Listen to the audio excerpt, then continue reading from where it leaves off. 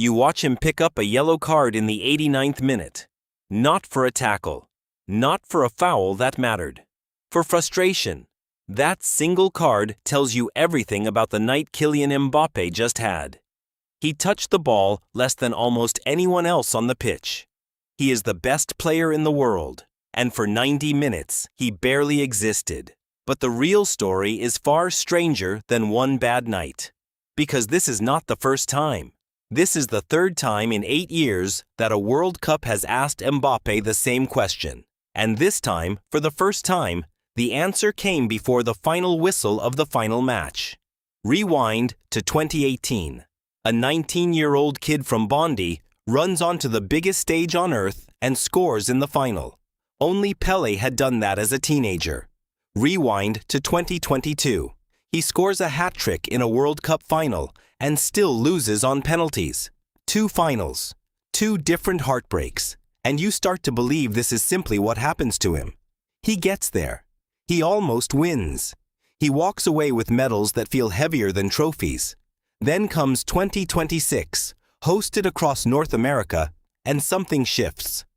This time, Mbappe does not even make it to the final. On July 14th, at AT&T Stadium in Texas, Spain beats France 2-0 in the semifinal.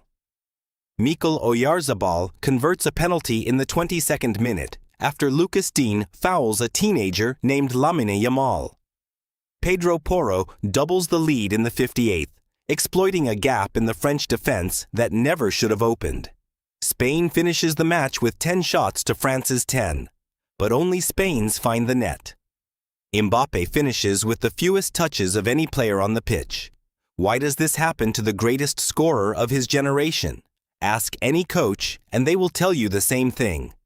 Football is not an individual sport wearing a team jersey. It is a system.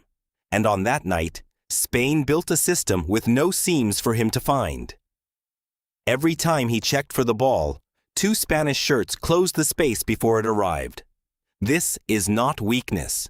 This is what elite defending does to elite attackers. It does not stop them. It starves them.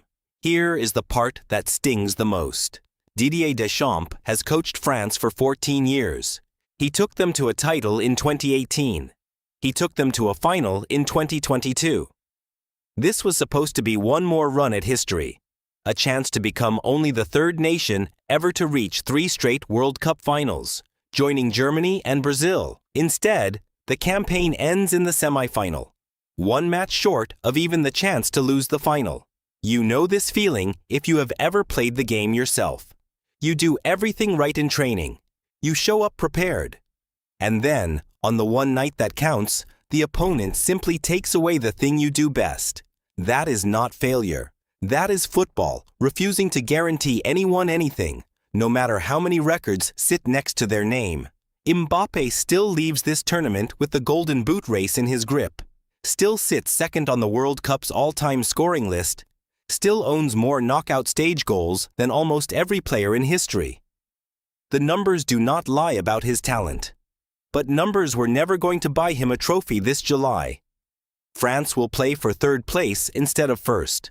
Spain moves on to face either England or Argentina in a final at MetLife Stadium, chasing a 1st title since 2010. And Mbappe goes home again without the one medal that has escaped him twice already. You watched him pick up a yellow card in the 80th minute out of pure frustration, because the game had already been decided without him. Some players get remembered for the trophies they lift. Others get remembered for how close they kept coming. Mbappe is quietly becoming both.